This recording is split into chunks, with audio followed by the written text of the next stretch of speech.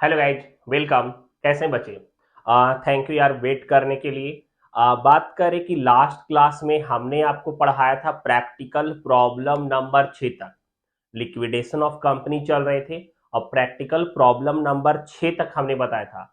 आज की क्लास में मैं आपका एसीएम शुक्ला सर के बुक से 7, 8, 9 और 10 लॉन्ग प्रैक्टिकल क्वेश्चन है और एग्जाम में गारंटेड यार इस टाइप के क्वेश्चन आते हैं। ठीक है, तो अच्छे से समझिएगा, पूरा वीडियो देखिएगा। और एक गुड न्यूज आपके लिए यह भी है कि टेस्ट सीरीज बिल्कुल फ्री ऑफ कॉस्ट कर रहा हूं। टेस्ट सीरीज का कोई चार्ज नहीं लगेगा, ऑनलाइन और ऑफलाइन दोनों।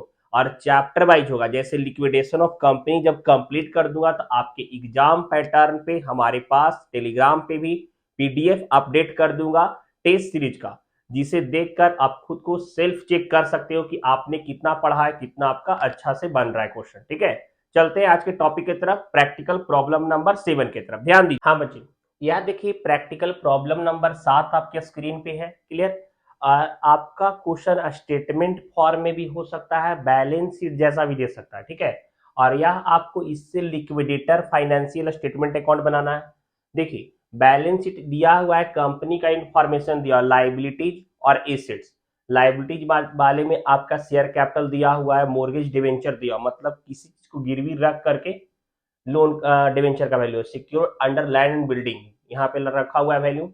बैंक लोन है वो इन्वेंट्री के अंदर में सिक्योर्ड है, ट्रेड पेबल है। ठीक है, land building plant inventory trade receivable cash and cash equivalent और प्रीलिमिनरी एक्सपेंस आपका यह एसेट्स दिया हुआ है। ठीक है, बात करें लिक्विडेटर रेमुनरेशन, एडिशनल इंफॉर्मेशन भी आपका गिवन है कि कौन सा एसेट्स कितना ज्यादा में या कितना कम में रियलाइज होगा। हम एक स्टेटमेंट बेसिस पे एकदम स्लोली सॉल्व करेंगे इसको।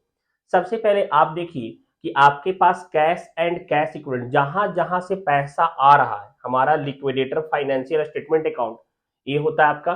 ठीक है, रिसिप्ट साइड में जहां जहां से पैसा आ रहा है सब डेबिट साइड में डालेंगे, और जहां जहां पेड करना है, जो हमने प्रीवियस क्लास में जैसे बताया था कि प्रॉपर सीक्वेंस में पेमेंट करना होता है, तो वैसे पैसा हम पेड करते चलेंगे। ठीक है, सबसे पहले देखते हैं कि पैसा आ कहां से रहा है। तो हमारे पास अपना कैश एंड कैश इक्विवेलेंट था, हमारे पास अपना क्या था, कैश एंड कैश इक्विवेलेंट यहाँ पे दिख रहा है 1 लाख रुपया का। तो यह हमारे पास एक इनकम का सोर्स है ना यार, कैश एंड कैश इक्विवेलेंट हमारे लिए क्या है, इनकम का सोर्स है। तो हम लोग यहाँ पे कैश एंड कैश इक्विवेलेंट सबसे पहले लिखेंगे, कैश एंड कैश इक्विवेलेंट जो था आपका 1 लाख का। क्लियर?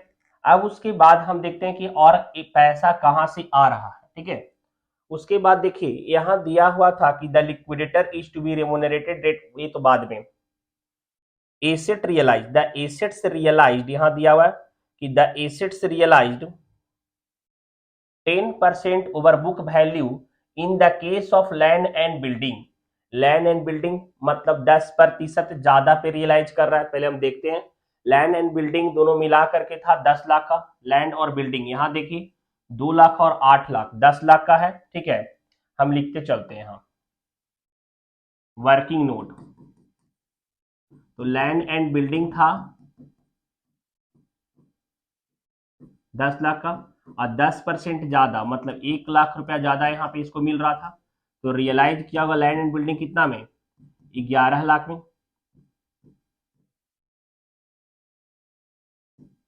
क्लियर? उसके बाद बोल रहा था आपका 5% below book value in case of plant and 5% less than book value in case of plant, मतलब प्लांट को 5% कम पे रियलाइज किया गया। लैंड हो गया, बिल्डिंग रियलाइज कर लिए, प्लांट 5% कम, प्लांट का वैल्यू था दिया हुआ 10 लाख। देखिए जैसे वर्किंग नोट कर रहे हैं एकदम वैसे करके बनाइएगा। तो 10 लाख का था प्लांट का वैल्यू, तो प्लांट हम लिखेंगे यहाँ पे, और 5% कम था ना यहाँ पे। प्लांट के बारे में बोला था कि in case of 5% less than book value, book value case of plant 5%, तो यहाँ पे 5%, तो 10 लाख का 5% आपका आ जाएगा 9,50,000।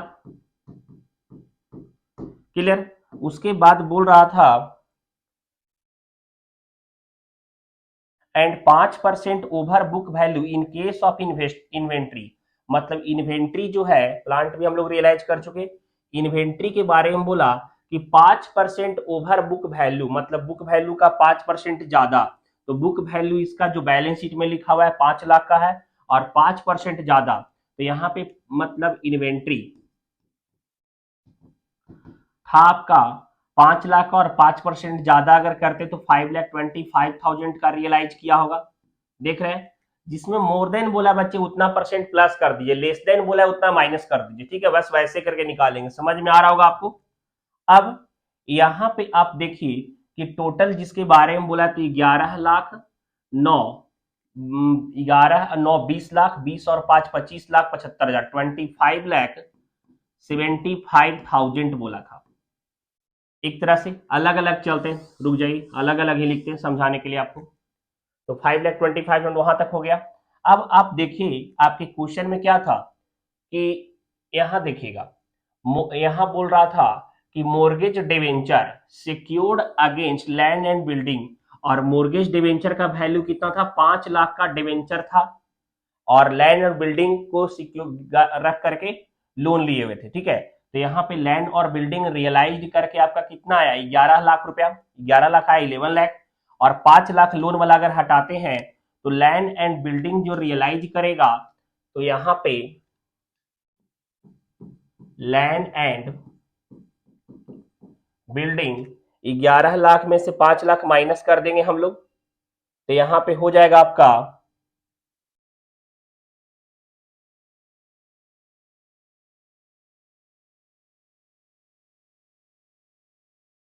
6 लाख। इसको हम लोग सरप्लस फ्रॉम कॉन्ट्रा भी बोल सकते हैं। ठीक है, ये सारा सरप्लस फ्रॉम कॉन्ट्रा होता है। सरप्लस फ्रॉम कॉन्ट्रा के बारे में थोड़ा समझाते बच्चे। देखिए, अगर किसी एसेट्स को रख करके लोन लिया जाएगा, ठीक है, और उस मतलब एसेट से ज्यादा वैल्यू रियलाइज, लोन के वैल्यू से ज्यादा वैल्यू रियलाइज होगा, उसको हम लोग सरप्लस फ्रॉम कॉन्ट्रा बोलते हैं। ठीक है, तो यहाँ पे आपका 11 लाख में से 5 लाख तो लोन वाला वैल्यू कट गया, तो रियलाइज एक्स्ट्रा कितना हो गया, 6 लाख, जो surplus from Contra land and building 6 lakh का। अब देखिए, आप यहाँ पे आपके क्वेश्चन में दिया हुआ था कि बैंक लोन जो था वो सिक्योर्ड अंडर इन्वेंट्री 2 लाख का था। तो यहां पे बात करें इन्वेंट्री को अगर हम रियलाइज किए तो 5,25,000 आया, जिसमें 2 लाख का लोन था, तो हम लोग यहां पे लिखेंगे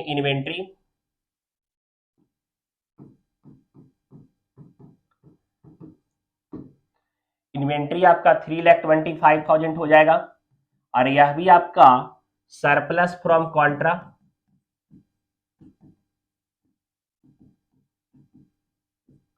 क्लियर। अब आगे देखिएगा,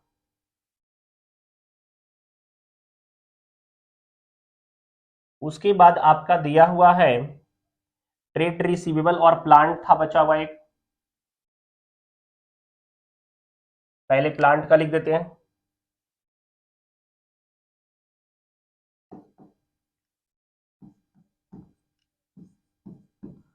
प्लांट रियलाइज किया था 9,50,000 का। ट्रेड रिसीवेबल के बारे में क्वेश्चन में कुछ नहीं बोला हुआ है, कहीं पे ट्रेड रिसीवेबल का कोई जिक्र नहीं है, लेकिन ट्रेड रिसीवेबल दिया हुआ है। यहाँ पे ट्रेड रिसीवेबल हमारा 3 लाख का है, ट्रेड रिसीवेबल कितना का है, 3 लाख का है। तो जिसके बारे में कुछ नहीं बोलेगा हम लोग उसका बुक वैल्यू रियलाइज कर लेंगे, मतलब जितना उसका दिया हुआ रहेगा। तो ट्रेड रिसीवेबल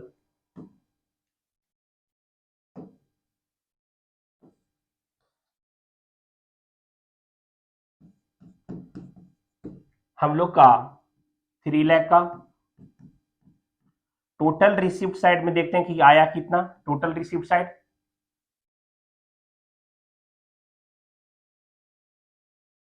22,75,000, 22,75,000 आ रहा। क्लियर, यहां तक रिसिप्ट साइड आपका कंप्लीट हो गया। अब पेमेंट हम लोग एक प्रॉपर सीक्वेंस से करेंगे।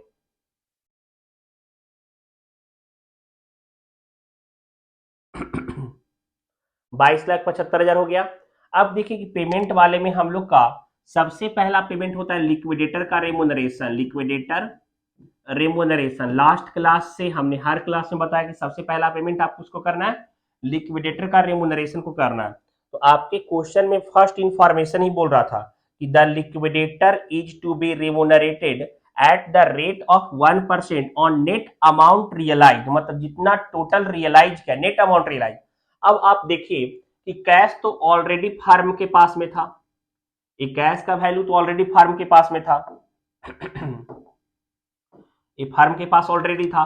तो एक्चुअली में जो रियलाइज किया अमाउंट वो 6 लाख, 3,25,000, 9,50,000 और 3 लाख, ये टोटल रियलाइज किया। 21,75,000 रियलाइज किया है और उस पर 1% कमीशन मांगा है, तो 21,75,000 का 1/100 21,750 आ जाएगा। क्लियर, कोई दिक्कत नहीं। ये आपका लिक्विडिटर रेमुनरेशन वाला। अब आगे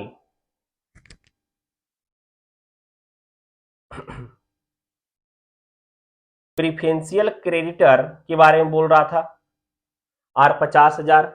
रुक जाइए, यहाँ पे बात करें लिक्विडेटर को हम लोग पेड कर दिए। अब लिक्विडेटर रेमुनरेशन के बारे में और कुछ नहीं बोला था।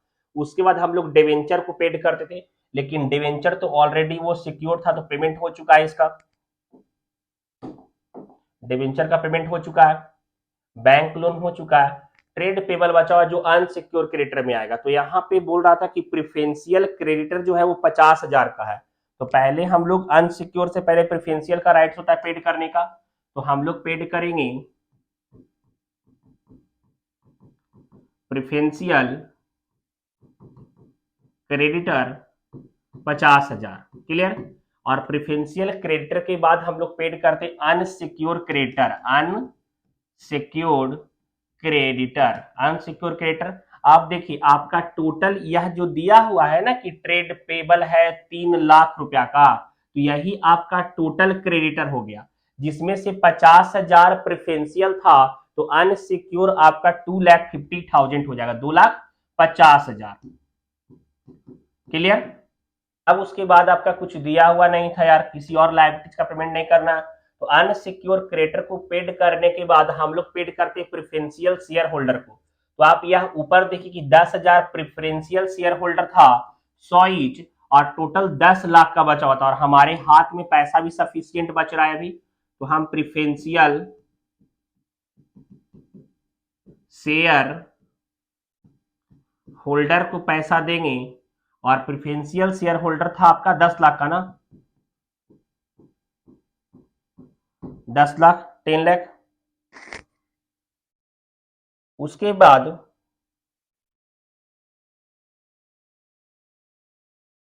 प्रेफरेंशियल शेयर होल्डर का डिविडेंड भी था, आप यहां देखिएगा, प्रेफरेंशियल, यहां preferential dividend not paid amount to be 1 lakh, but the preference share are preferential only as capital. यहां पे डिविडेंड 1 लाख उसका पेड करेंगे हम लोग।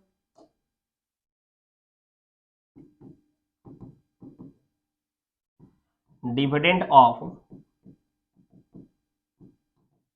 प्रेफरेंस शेयर 1 लाख पेड कर दिए। क्लियर।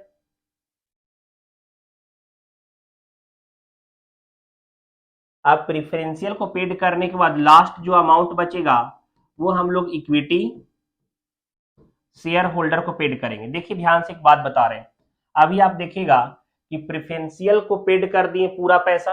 अब इक्विटी शेयर होल्डर का टोटल पैसा देना था कितना रुपया, 10 लाख रुपया, इसका भी है 10 लाख, लेकिन हमारे हाथ में बच कितना रहा है, तो हमारे पास टोटल 22,75,000 आया। आपको देखना है कि हमारे हाथ में बच कितना रहा है, पहले देखिए इधर, तो टोटल 22,75,000, 22,75,000 आया, जिसमें से सबसे पहला काम 21,750 रुपया हम पेड किए, फिर पेड किए 50,000 रुपया, फिर हम पेड किए 2,50,000 रुपया, फिर हम पेड किए 10 लाख रुपया, फिर हम पेड किए 1 लाख रुपया। हमारे हाथ में बच रहा है 8,53,250, 8,53,250 ये बच रहा है। तो हम लास्ट में जो अमाउंट देखिए, इक्विटी शेयर होल्डर का टोटल पैसा था 10 लाख, लेकिन लास्ट में जो बचेगा वही आपका इक्विटी शेयर होल्डर ले लेगा। तो 8,53,250 उसको लास्ट पेड करेंगे। और ईच को हम लोग अगर बात करें तो ईच बराबर हम ऐसे लिख देंगे 8,53,250 और डिवाइडेड बाई 10 लाख। क्लियर? जो आएगा वह आपका आंसर ईच निकल जाएगा। ठीक है,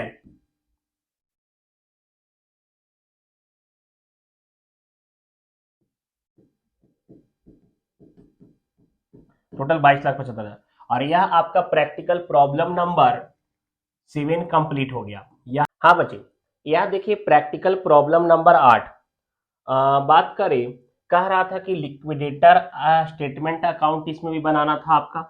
ठीक है, और इंफॉर्मेशन आपका यह दिया हुआ था कि एक share capital consist 1,000 preference share 100 each था। ठीक है, जो दिया हुआ है फुल्ली पेड। 40,000 इक्विटी शेयर था 10 ईच था और फुल्ली पेड अप था। 30,000 फर्स्ट इक्विटी शेयर था जो 10 था लेकिन 8 पेड अप था। तो यहाँ पे 2 मांगना पड़ेगा हमको। ठीक है, और यहाँ पे 20,000 इक्विटी शेयर था जो 5 ईच था, 4 पेड अप था। ठीक है, जो इंफॉर्मेशन गिवन था। अब करता priority for refund of capital according to article of association, मतलब कैपिटल वापस करना out of total creditor 2,74,900। Company के पास टोटल क्रेडिटर 2,74,900 का था। कह रहा था क्रेडिटर 10,900 वेयर प्रिफेंशियल क्रेडिटर 10,900 दिया हुआ था और कह रहा था कि एंड 54,000 फुल्ली सिक्योर्ड, मतलब टोटल क्रेडिटर 2,74,900 था लेकिन इसमें से 10,900 प्रिफेंशियल था और 54,000 फुल्ली सिक्योर्ड था। ठीक है, an amount 3,74,000 was realised by the assets. तो यहाँ पे सारे एसेट्स को बेच दिया और 3,74,000 3,74,000 यहाँ पे रियलाइज किया गया, including the sale proceeds of the asset charge with fully secure creditor, मतलब वह एसेट्स को ही बेचा गया जो फुल्ली सिक्योर क्रेडिटर के अंदर में सिक्योर्ड था। तो सबसे पहले यहां देखिए बच्चे समझिएगा, तो सैंड्री एसेट रियलाइज में हमने लिखा 3,74,000, जिसमें फुल्ली सिक्योर क्रेडिटर का 54,000 माइनस कर दिए, मतलब रियलाइज जो वैल्यू हुआ हमारा वह 3,20,000 हो गया। क्लियर? अब उसके बाद लिक्विडेशन एक्सपेंस 12,000 दिया हुआ था, यहां पे देख रहे हैं आप। अब हमने इसको यहां पे पुट किया, लिक्विडेशन एक्सपेंस कॉस्ट आपका 12,000 का। क्लियर? समझ में आ रहा है? उसके बाद आपका दिया हुआ था liquidator remuneration 5% on asset realise except belonging the fully secure creditor को छोड़ करके 5% रिमोनरेशन देना है। तो यहाँ पे फुल्ली सिक्योर क्रेडिटर को छोड़ करके एसेट से रियलाइज हुआ 3,20,000 और 5% उसपे हम कमीशन रिमोनरेशन दिए तो आया आपका 16,000। 3,20,000 का 5% 16,000। क्लियर? उसके बाद बोल रहा था आपका and 3% on the amount paid to unsecure creditor. Unsecure creditor को भी कितना पेड करे हम बाद में कैलकुलेट करके समझाते हैं आपको। लिक्विडेटर मेड अ कॉल 1 रुपया पर share on second equity share, 1 रुपया पर शेयर मांगा और 1.5 रुपया पर शेयर ऑन फर्स्ट इक्विटी, जिसके पास 2 रुपया बाकी था फर्स्ट इक्विटी शेयर। यहां देखिए 30,000 फर्स्ट इक्विटी शेयर 10 ईच था और पेडअप किया था, मतलब 8 रुपया पेडअप था, तो 2 रुपया बाकी था लेकिन 2 रुपया नहीं मांगा लिक्विडेशन के समय, उससे 1.5 रुपया ही मांगा, 1.5 रुपया, 1.5 रुपया। All these amount were duly received except 1.5 रुपया पर share on 2,000 first equity share were forfeit, मतलब यहाँ पे टोटल 30,000 फर्स्ट इक्विटी शेयर था तो 2,000 जब मांगा ना कंपनी 1.5 रुपया तो 2,000 नहीं, मतलब नहीं दिया, उसमें से 2,000 लोग 28,000 लोग ही दिया पैसा, तो 2,000 को फॉरफिट कर दिया। तो यहां देखिए आपका फर्स्ट इक्विटी शेयर 30,000 था, टोटल 30,000 लोग के पास पैसा बाकी, लेकिन उसमें से 2,000 लोग पैसा नहीं दिया तो 28,000 लोग दिया, 28,000 हमने लिखा यहाँ पे, और 1.5 रुपया कंपनी मांगा तो 1.5 से मल्टीपल किए तो 42,000 आ गया। और 20,000 जो सेकेंड इक्विटी शेयर था जिसके पास 1 रुपया बाकी था उससे 1 रुपया मांगा, कॉल किया तो पूरा 20,000 मिल गया उसको। तो कंपनी के पास टोटल पैसा आया 3,20,40,60 3,80,000 3,82,000 यहाँ पे हो जाएगा टोटल 3,82,000 रियलाइज हुआ था। अब 3,82,000 में 16,000, 12,000, 10,900, 6,300, 2,10,000 माइनस करेंगे तो हम लोग का बैलेंस जो आएगा वो आएगा हम लोग का 1,26,800, 1,26,800 आया। अब प्रिफरेंशियल शेयर होल्डर, क्योंकि इक्विटी शेयर होल्डर से पहले राइट था प्रिफरेंशियल का, तो प्रिफरेंशियल शेयर होल्डर यहाँ पे देखिए, यहाँ पे कितना था, 1,000 प्रिफरेंस शेयर होल्डर था, 100 ईच था, तो 1,00,000 का था, हमने यहाँ पे 1,00,000 पे बिट कर दिया। रिमेनिंग जो पैसा बच गया इक्विटी शेयर होल्डर को जाएगा और इक्विटी शेयर होल्डर को 26,800 मिला। और यह भी आपका प्रैक्टिकल प्रॉब्लम नंबर 8 कंप्लीट हो गया। यहाँ पे ध्यान दीजिएगा, ये 3,82,000 था, ठीक है, तो यह आपका कंप्लीट हो गया 8 नंबर। चलिए 9 नंबर में चलते, ध्यान दीजिएगा। हाँ बच्चे, यह देखिए प्रैक्टिकल प्रॉब्लम नंबर 9, ठीक है। 9 नंबर में छोटा क्वेश्चन यार, ज्यादा बड़ा नहीं है बच्चे। कह रहा था द फॉलोइंग पार्टिकुलर, ये लिक्विडेशन कंपनी का इंफॉर्मेशन दिया हुआ था, जिसमें आपका कह रहा है कि लिक्विडेटर अकाउंट को आप बनाइए, प्रिपेयर लिक्विडेटर फाइनेंशियल अकाउंट बनाना था आपको। कह रहा था 2% remuneration amount realise and 2% amount distributed to unsecure creditor. Preferential creditor दिया हुआ था, अनसिक्योर क्रेडिटर दिया हुआ था, डिवेंचर भी था, और एसेट रियलाइज के बारे में ऐसे बोल रहा है, यहाँ पे इंफॉर्मेशन दिया हुआ है, और लिक्विडेशन एक्सपेंस यहाँ दिया हुआ है 1,000 का। चलिए पुट करते हैं इंफॉर्मेशन को। सबसे पहला काम, पैसा जहां से आ रहा है लिखते हैं, ठीक है। तो यहाँ पे देखिए लैंड एंड बिल्डिंग से 20,000 आया और प्लांट एंड मशीनरी से 18,650 लिखेंगे। टू लैंड एंड बिल्डिंग 20,000 का, टू प्लांट एंड मशीनरी 18,650 और टू फर्नीचर एंड फिक्चर्स 1,000 का। देख रहे हैं, इतना एसेट्स का अमाउंट हमारा रियलाइज्ड हो गया। टोटल रियलाइज्ड हुआ है 39,650, ये अमाउंट रियलाइज किया। देखिए सबसे पहला काम यार कि पैसा जहां जहां से आ रहा है सब लिखना, आपको मेजरमेंट करना पड़ेगा क्वेश्चन में, एनालाइज कर करके बनेगा, हल्का सा भी गलती कहीं हो जाएगा तो मिस्टेक हो जाएगी। फिर यहाँ पे बाई लिक्विडेशन एक्सपेंस, क्योंकि वो पहले सबसे पहले दिया हुआ था 1,000 रुपया का। उसके बाद by liquidator remuneration, liquidator remuneration के बारे में बात करें तो 2% पेमेंट टू अनसिक्योर्ड क्रेडिटर दिया हुआ था, और अनसिक्योर्ड क्रेडिटर को कितना पैसा पेड कर रहे हो बाद में हम डिसाइड करेंगे। फिर आपका दिख रहा है 2% ऑन अमाउंट रियलाइज्ड, यही दिया हुआ था ना, तो अमाउंट रियलाइज्ड, हम लोग का अमाउंट रियलाइज्ड 39,650 हुआ है, और इसका 2% आप निकालिए कितना आ रहा है, आ जाएगा 793, ठीक है। अब आप देखिए उसके पहले डिवेंचर दिया हुआ था, हम लोग डिवेंचर को पहले पेड करेंगे। तो डिवेंचर को जब हम पेड करेंगे, और डिवेंचर का वैल्यू यहाँ पे दिया हुआ था कि डिवेंचर 10,000 था, तो डिवेंचर का वैल्यू 10,000 पेड कर दिए। प्रिफरेंशियल क्रेडिटर था, प्रेफरेंशियल क्रेडिटर को भी पेड करेंगे, कितना है प्रेफरेंशियल क्रेडिटर, प्रेफरेंशियल क्रेडिटर भी था 10,000 का, 10,000। अब जो रिमेनिंग पैसा बचेगा वही ना मिलेगा यार यहाँ पे अनसिक्योर्ड क्रेडिटर का, ठीक है। अब देखिए आप कि अनसिक्योर्ड क्रेडिटर यहाँ पे टोटल अनसिक्योर्ड क्रेडिटर जो है वो है कितना दिया हुआ क्वेश्चन में, 32,000 का, 32,000 का। अनसिक्योर्ड क्रेडिटर कितना का है, 32,000 का है, तो यहाँ पे 32,000 लिख देंगे। और हमारे हाथ में कितना पैसा बच रहा है, देखिए हमारे पास बैलेंस अमाउंट हम निकालेंगे कि बैलेंस अमाउंट, सबसे पहला हमारे पास में टोटल 39,650 रुपीज आया, 1,000 खर्च किए लिक्विडेशन एक्सपेंस पे, फिर 793 लिक्विडेशन रेमुनरेशन पे, फिर 10,000 डिवेंचर पे और 10,000 प्रिफरेंशियल क्रेडिटर पे। क्लियर। तो यहां पे आपका देखिए कि बच रहा है कितना पैसा हाथ में, माइनस कीजिए 39,650 में माइनस कीजिए 1,793, 10,000 और 10,000,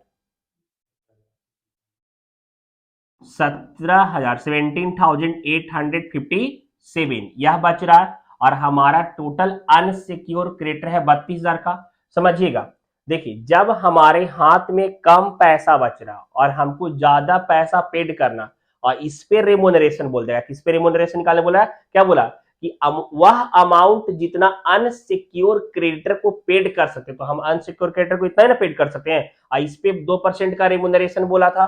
तो कैसे निकालेंगे? 17,857 इंटू 2/102, 17,857 इंटू 2/102 कितना आ जाएगा? 350 आ जाएगा। ठीक है, 350 अप्रोक्सीमेट आएगा, तो यहाँ पे 350 लिख देंगे। अब वापस माइनस की 17,857 में 350 माइनस कर दीजिए, जो पैसा बचेगा वही अनसिक्योर क्रेडिटर को मिलेगा, 17,507। क्लियर? यह आपका कंप्लीट हो गया practical problem number 9। Next class में बच्चे 10, 11, 12 3 क्वेश्चन फिर बताएंगे। वीडियो ज्यादा लंबा हो रहा है। अब तक आपने चैनल को सब्सक्राइब नहीं किया तो चैनल को यूट्यूब पे सब्सक्राइब कीजिए, टेलीग्राम पे चले जाइए, वहां नोट्स पे मिल जाएंगे, और टेस्ट सीरीज चैप्टर वाइज जरूर दें, बहुत हेल्पफुल होगा। ठीक है, बाय, सी यू।